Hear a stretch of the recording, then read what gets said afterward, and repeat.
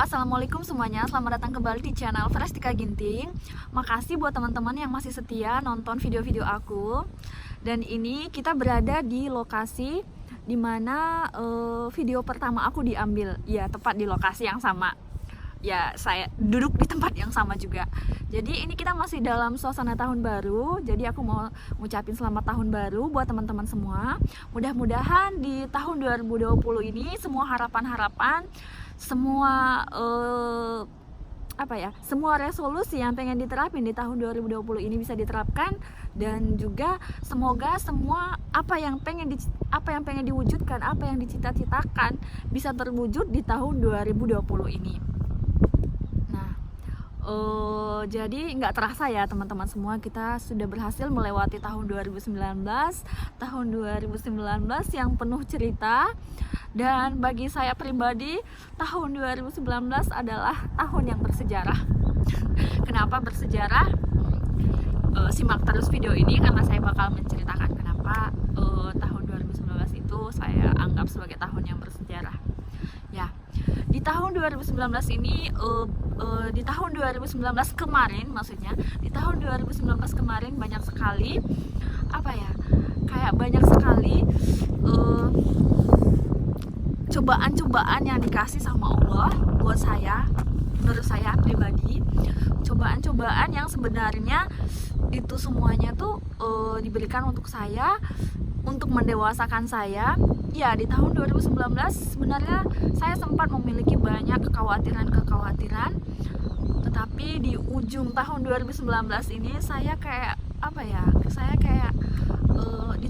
di ujung 2019 ini saya kayak berhasil merubah mindset saya bahwa nggak ada yang perlu dikhawatirin di dalam hidup ini. Kita hanya harus menjalani dengan sebaik-baiknya, karena semua sudah diatur sama Allah.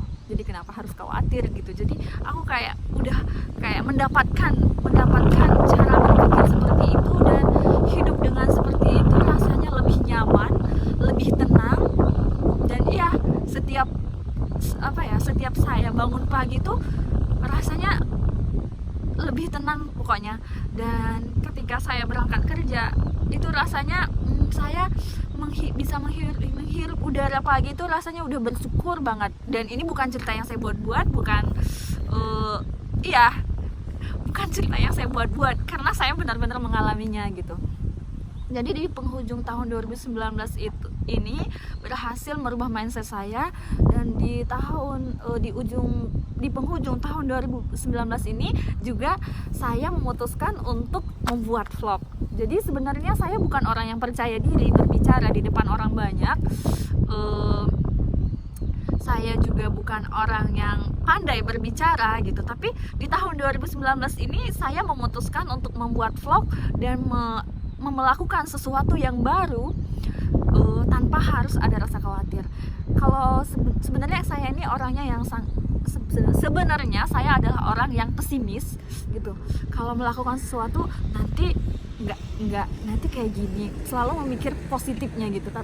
Selalu mikir negatifnya, maksudnya selalu berpikir negatifnya dulu, dan selalu dipenuhi dengan rasa khawatir, dan akhirnya memutuskan untuk nggak mau melakukannya gitu. Tapi di penghujung tahun 2019 ini, ya karena saya juga memang suka sharing dengan salah satu teman saya, dan dia adalah salah satu tempat sharing yang terbaik buat saya, karena setiap saya sharing dengan dia, saya selalu mendapatkan kembali pemikiran positif saya.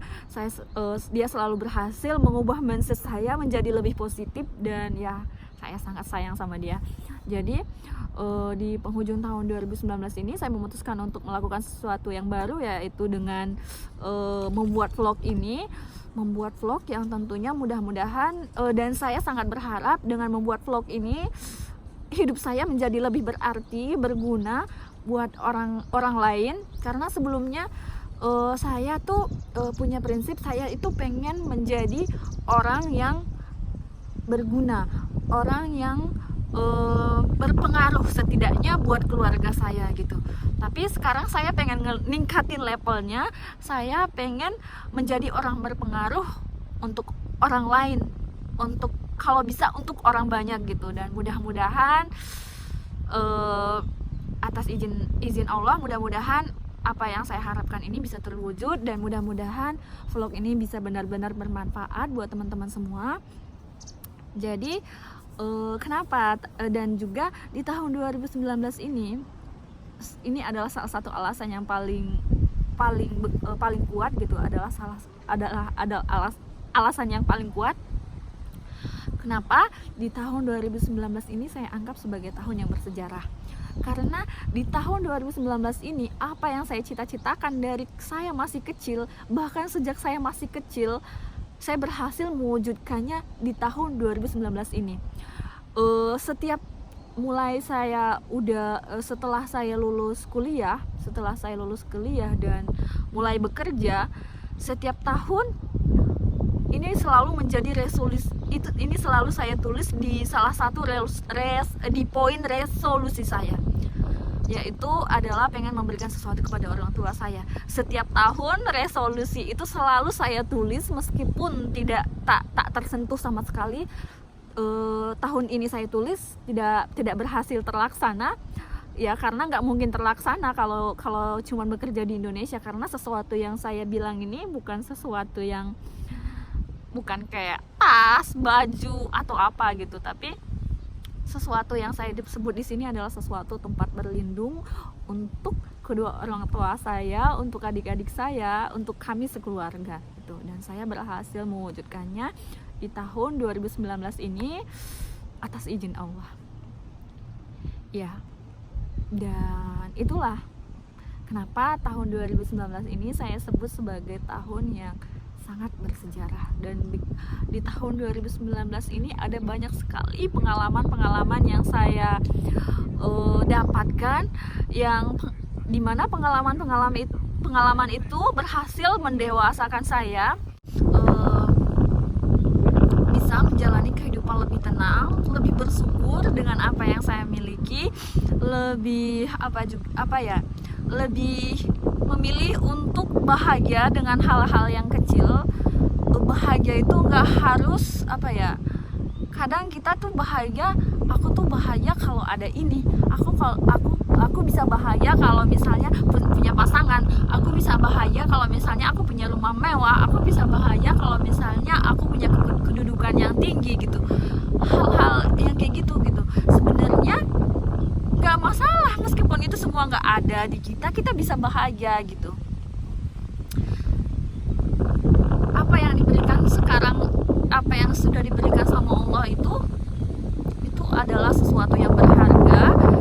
Bisa bernapas, bisa menghirup udara pagi itu bukanlah sesuatu hal kecil gitu. Bayangin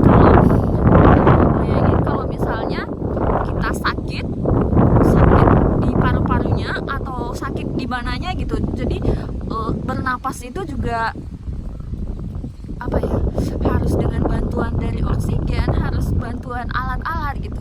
Bayangin kalau itu harus terjadi di kita gitu. Jadi kayaknya kita harus bersyukur ya.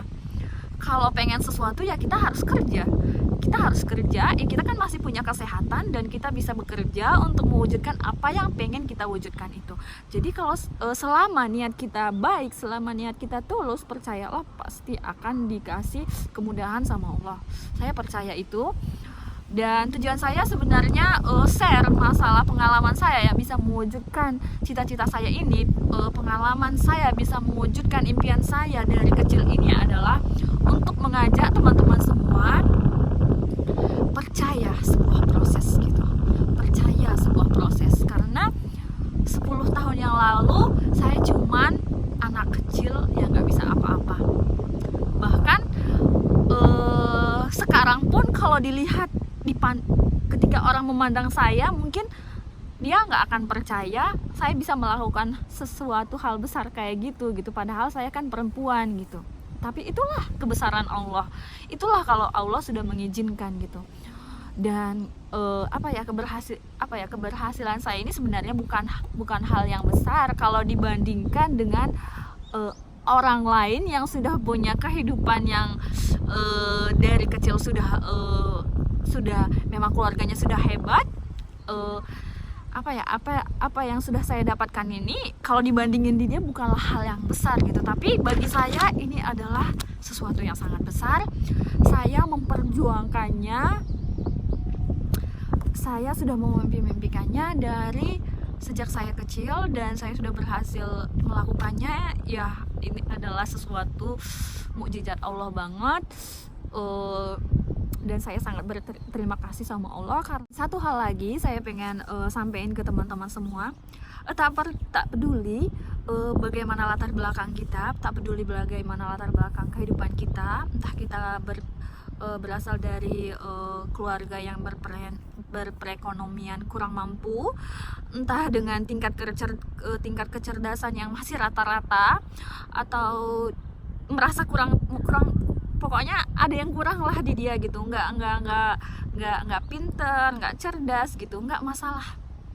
Saya bukan orang pintar, saya juga bukan orang yang berasal dari keluarga yang hebat, saya juga ya penampilan juga biasa-biasa aja, pokoknya saya cuman biasa-biasa gitu.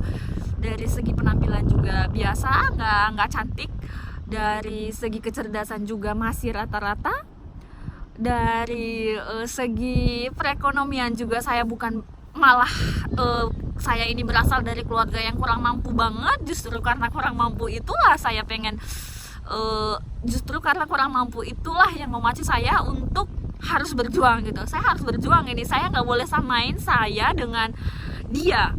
Saya dan dia itu berbeda gitu. Dia meskipun dia tidak berjuang dengan dengan seseorang yang mungkin memiliki kecerdasan yang lebih dari saya, bahkan dengan saya punya teman, dia sangat cerdas. Jadi ketika dia belajar itu ya, dulu ketika kita masih belajar di P4TK, saya begitu selesai kita pelatihan kalau nggak salah setiap hari itu bisa sampai jam 4 sore. Dan setelah pulang pelatihan, setelah pulang belajar itu, begitu sampai di rumah saya langsung ngerjain tugas, karena kita selalu dikasih tugas segudang tugas di masa-masa kita pelatihan belajar bahasa Jepang itu. Kita selalu dikasih tugas yang segudang, yang sangat banyak gitu.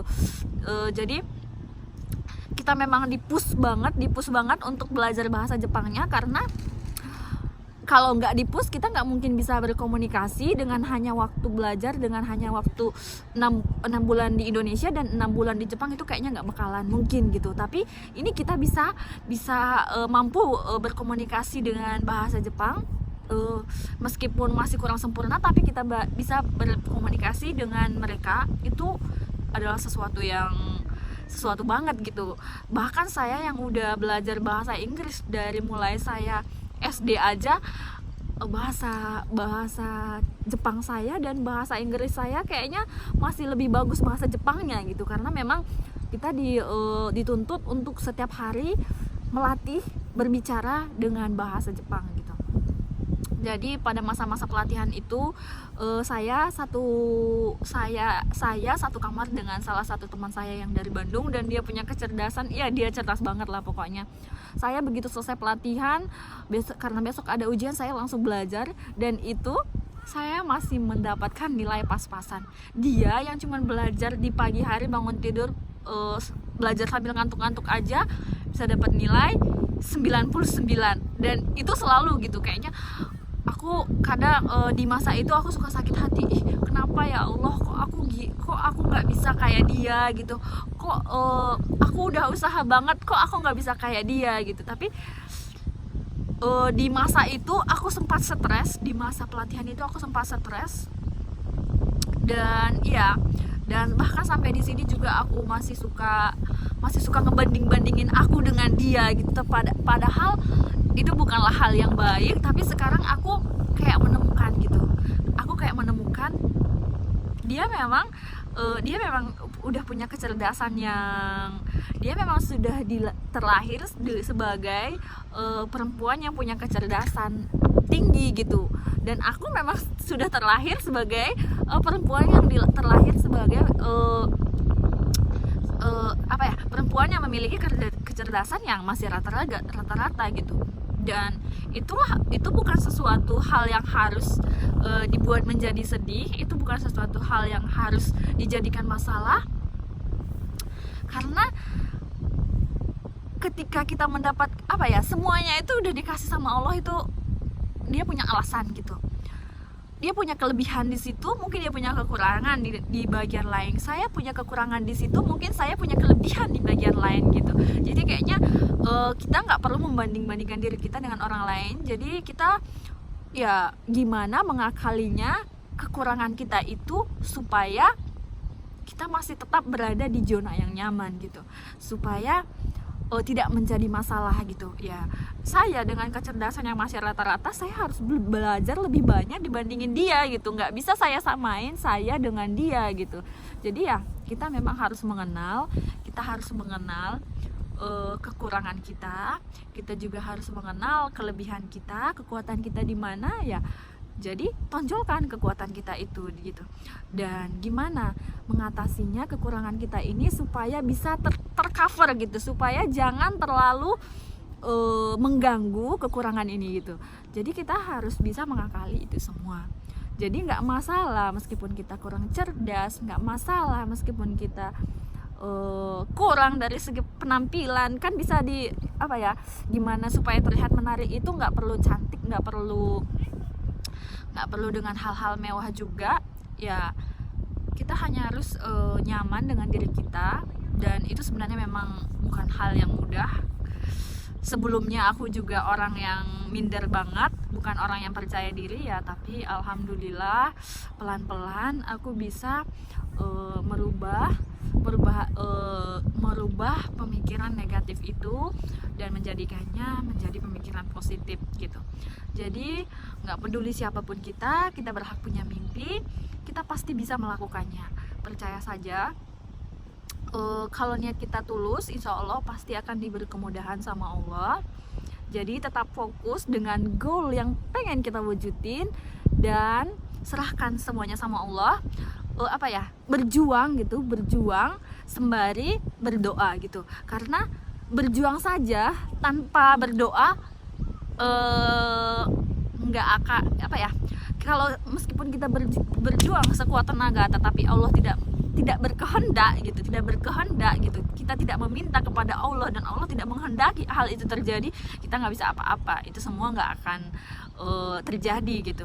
Jadi kita harus mengimbanginya, berusaha dan juga harus berdoa gitu. Jadi sekian dulu vlog saya hari ini, mudah-mudahan bisa bermanfaat, mudah-mudahan bisa menjadi motivasi buat teman-teman semua. Jangan lupa tonton terus channel ini ya teman-teman semua.